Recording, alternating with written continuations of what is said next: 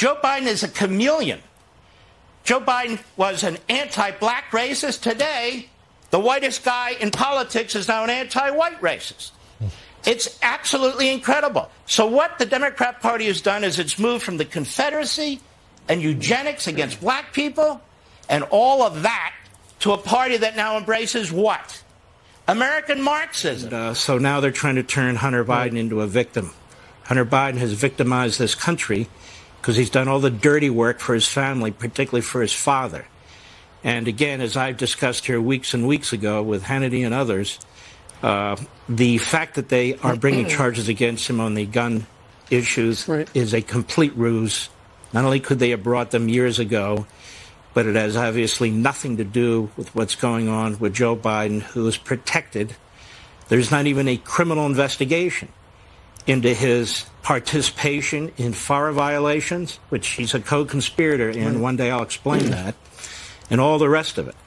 So this book, The Democrat Party Hates America, you guys, I on radio and the weekends and others, we're always talking about what's happening to this country. And if you notice, other than us talking about the Republicans fighting with each other, we're never talking about a Republican agenda. What is the Republican agenda? They can't even agree on one. So that's a political party, as inept as that party is. The Democrat Party knows what it wants to do. The Democrat Party is the monopoly party in this country. When you think about the news that you report, or what people are talking about every single day, it involves an initiative or an outrage involving actions of the Democrat Party or their surrogates.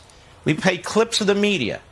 A party state, that is, the Democrat Party is the party of the state. It is not a typical political party.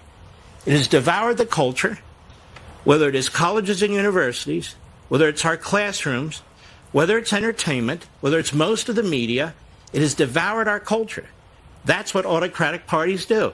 It needs a state-run media in order to advance its cause, and it's got one. We don't have a free press. We have a press that's free to advance an ideological agenda.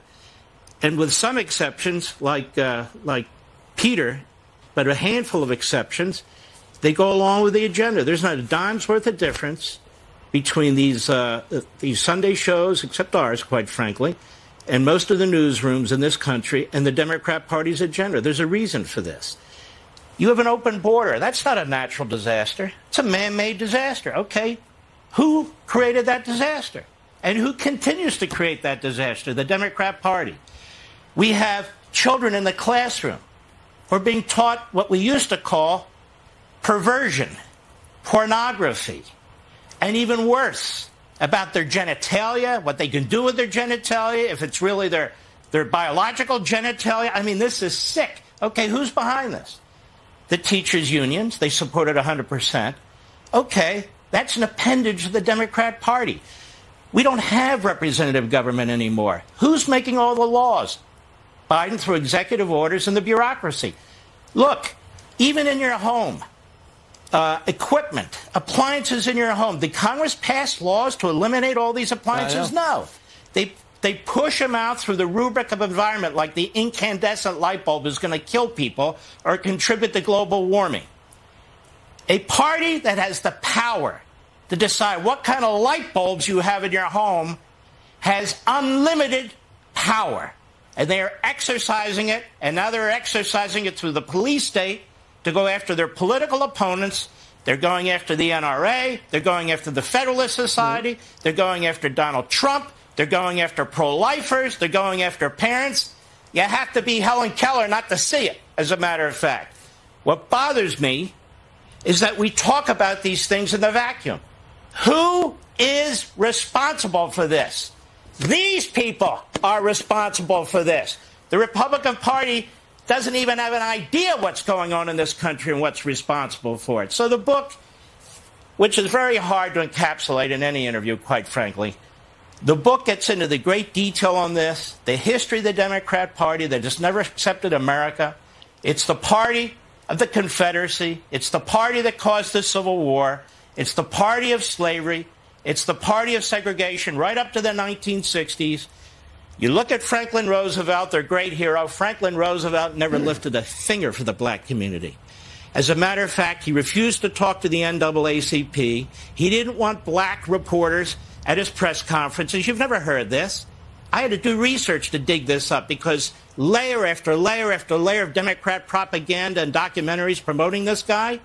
He refused to sign in 1940 a federal anti-lynching bill that hit his desk. That was a bipartisan bill because he was running for his third term, and he didn't want to lose the South.